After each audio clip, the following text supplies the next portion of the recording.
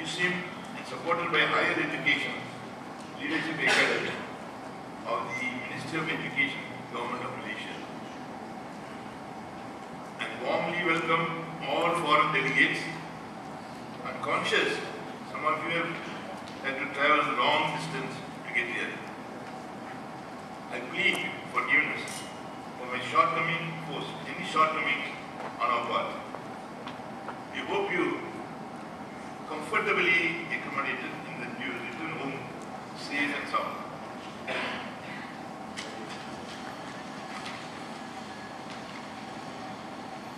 The Multiversity project, which was initiated by Citizens International, is now 12 years old.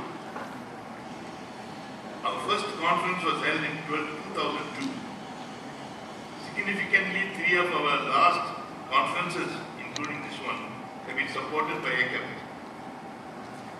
Several well-known academics, including some vice chancellors from several Malaysian and foreign universities, have attended this meeting. The 2011 meeting was inaugurated by Dr. Saifuddin Abdullah, Deputy Minister of Education then.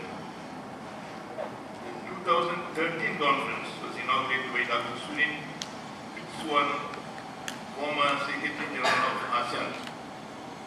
I'm extremely delighted with the present conference being inaugurated by Professor Dr. Asma Ismail, Pendidikan. 2 of the last conferences have actually now appeared in the proceedings books on the issue. The first, Decolonizing University, published by US Press. The second, Multicultural Knowledge in University, published by Citizens International and the All India Press. These 2 volumes are now basic text for university academics and scholars who are seriously concerned with the issue that fall under these themes of diversity in learning approaches, decolonization of curricula, thought, and academic pluralism. Well, there are many conferences supported by Ministry of Education on several needed aspects of education, including evaluation, testing, quality control. Multiversity conference supported by academics focused principally on opening up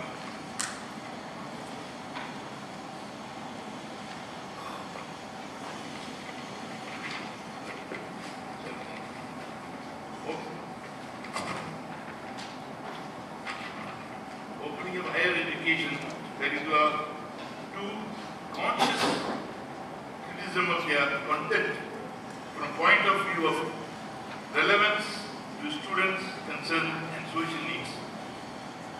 The idea is to stimulate a need for evolving curricula that do not have an inbuilt conscious or unconscious Eurocentric bias.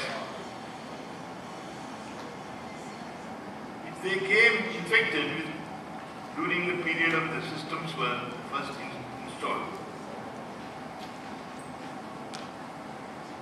The education system's institutions had colonial objectives which were against the interest of the local populations. The current education system, schools, universities, etc., was a creation of the colonial authorities to serve their own needs for administrators and workers to operate their colonial enterprise.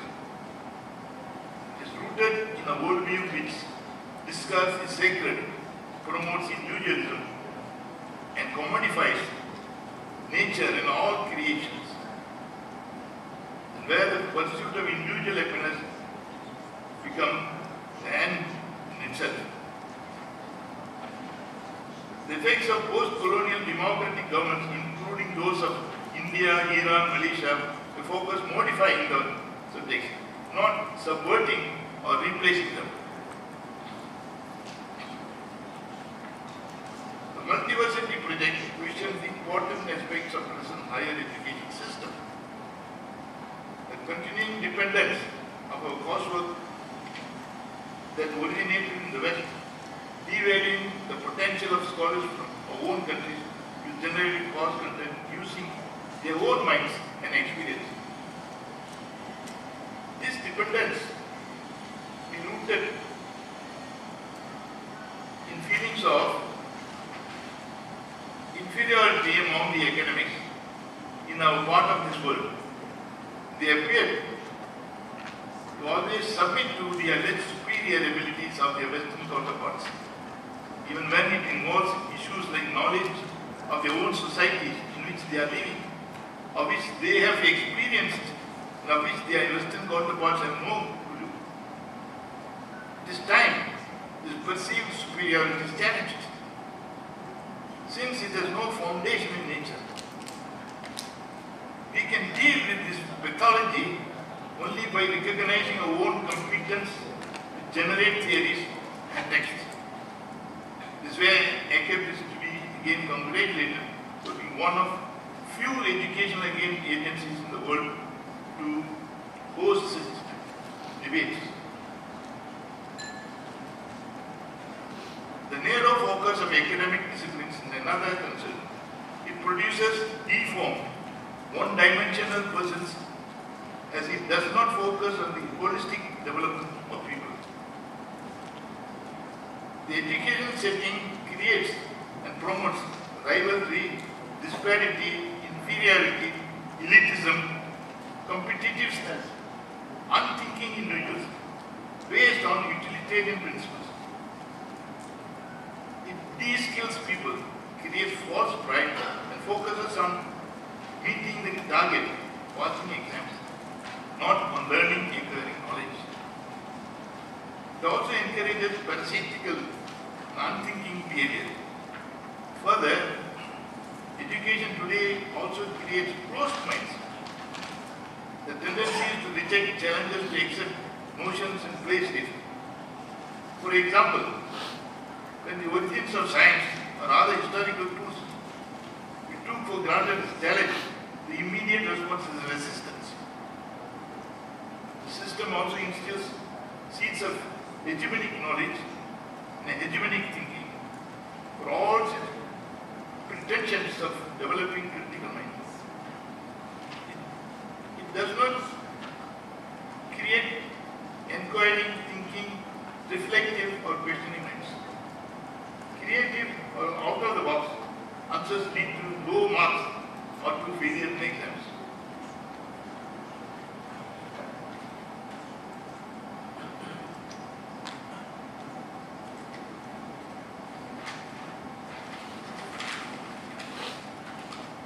The ultimate product of the education system is a person ill-equipped, in many ways needed by our society. This system is keen only to ensure he or she is equipped, trained in conventional world to fit into the industrial society, which is different from that required by a healthy society at large. Because of the emphasis and orientation of education to be a handmaiden of the economy, we find philosophy faculties being closed down, no emphasis on literature. The teaching is based on the elimination or non-recognition of indigenous knowledge and practice.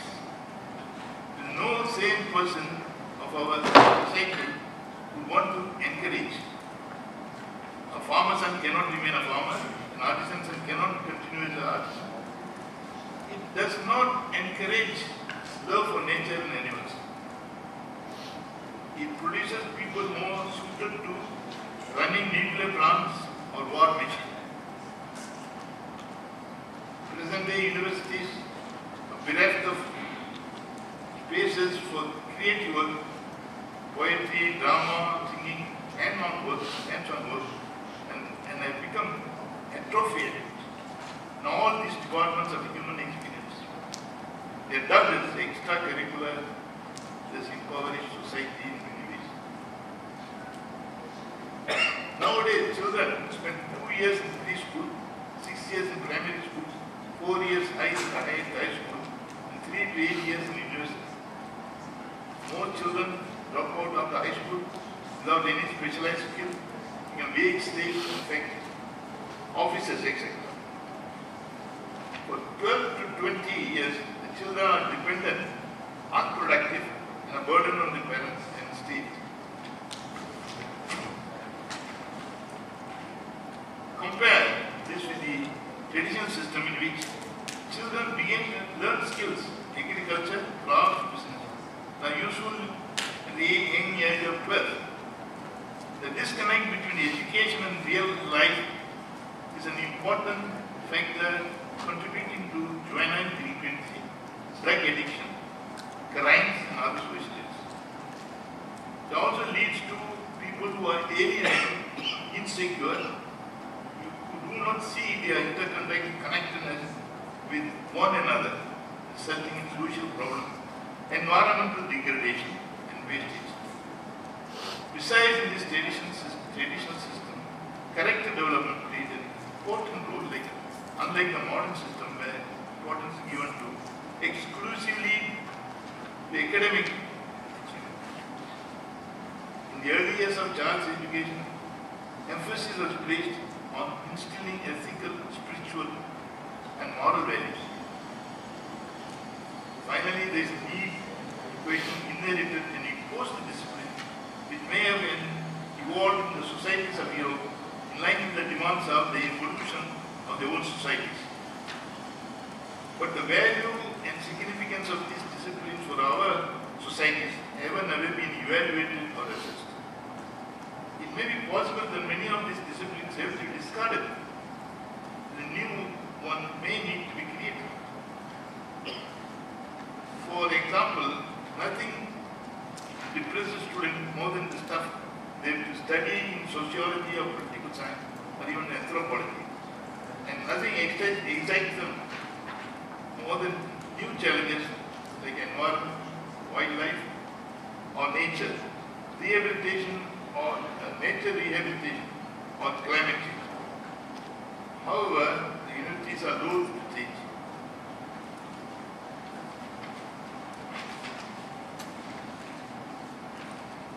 However, we, Multi-University, tried to bring these issues into the public arena in the past decade.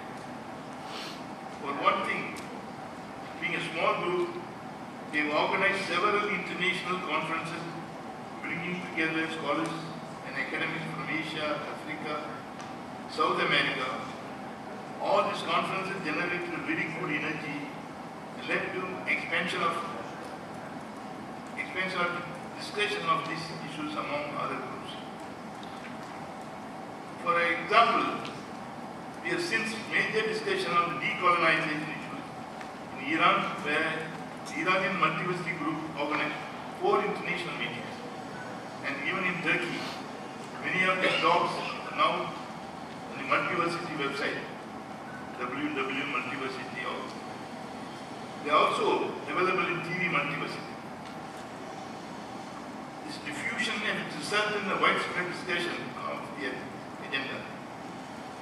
It has been carried over into serious journals like Economic and Political Weekly, Iran Media, publications of books in Malaysia and India, etc. We worked constructively designing non-Eurocentric coursework.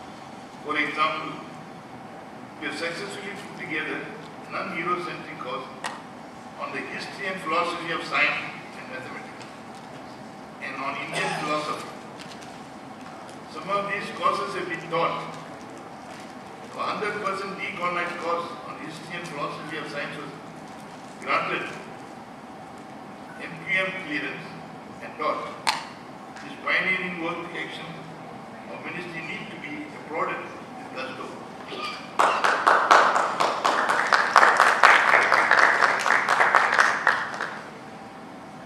Multiversity commenced discussion on proposal to read the social sciences in humanities from Eurocentric distortion. After the arrival of C.K. Raju, Multiversity has pushed the decolonization agenda in the hard sciences as much as well. However, Professor Raju has not kept his promise to publish the curriculum on these disciplines. Likewise, philosophy course was shared with Delhi University professors, but no effort was made to pursue its consideration by faculty there. These are our feelings, certain serious lack of resources. Similarly, the work of John Brito at Al-Bukhari University on grounding academic work on day-to-day life of Malaysian home communities outside the university provide huge inspiration, excitement, orientation to students to transcend the narrow confines of conventional academic, hitherto restricted only to books. We have two editors, Yusuf Progler, now working in Japan, Vinay Lal, a historian from India, now at USC, USA, who edited a series of booklets related to decolonization agenda. These books are widely available. There is Multiversity brochure in your bag which will provide further details of many of these activities and the scholars and institutions speaking.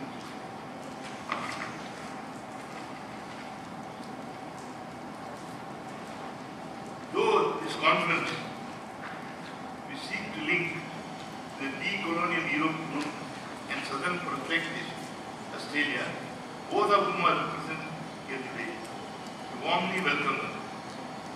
This linkage, multiversity themes, also themes around this network, work and function. We will get better coverage and we can have more meetings in common. We hope those of you who are keen to pursue these issues can meet this evening and tomorrow after dinner to discuss proposals for the further action on this agenda.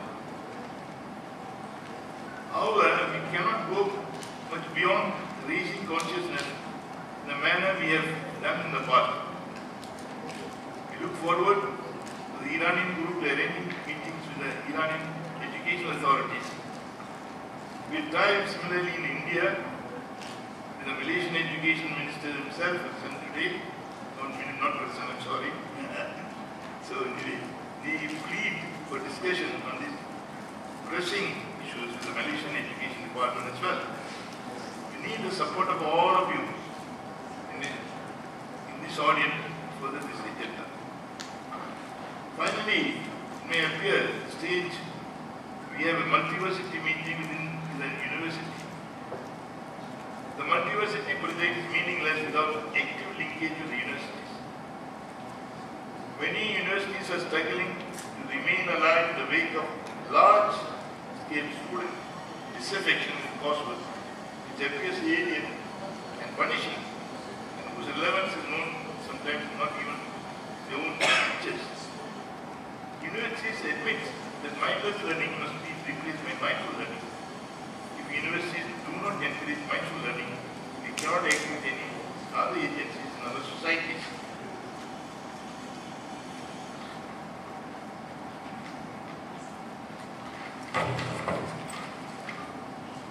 On the other conference, the ultimate aim of multiversity is to liberate learning institutions from being enslaved to Western education. Western education may be good for the West. Though people like Mahatma Gandhi and Lord Leo Tolstoy disagreed with even that recommendations. Even if we allow it is good for the West, we must examine whether it is good for us. The restlessness of students who are searching for some meaning after the involvement in the universities is not restricted to our countries alone. It is found equal measure in universities like Harvard or MIT. It is pervasively felt among colleges and universities across European and Anglo-Saxon world. The deliberations of multiversity therefore do not focus only on the situation in which we find ourselves in our own countries. They are important to students everywhere. In this multi-university conference, attempt to provide essential leadership, I'm thankful to Sean, Passiv's campus, and Christian annual, the university provost, for enthusiastically supporting this initiative. I'd like to thank Chancellor Kivli for his unstinting commitment to carrying on of this initiative and to broad advice, who despite his numerous other endeavors and environmental struggles in India, has been dedicated in advancing the Multiversity initiative. Luke Kivli, in fact, is Multiversity's best known brand ambassador. I hope the days ahead we have fire and brimstone, but also joyous harmony.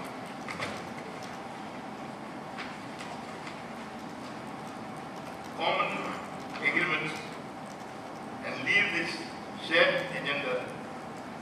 This conference, in my definition of how academics can do good work by moving on occasions outside the narrow concerns of their own discipline in the interest of knowledge, in order to re-examine the depth of the involvement of the knowledge system, and to strive to ensure it means something to those young men and women, send for them for teaching, also develop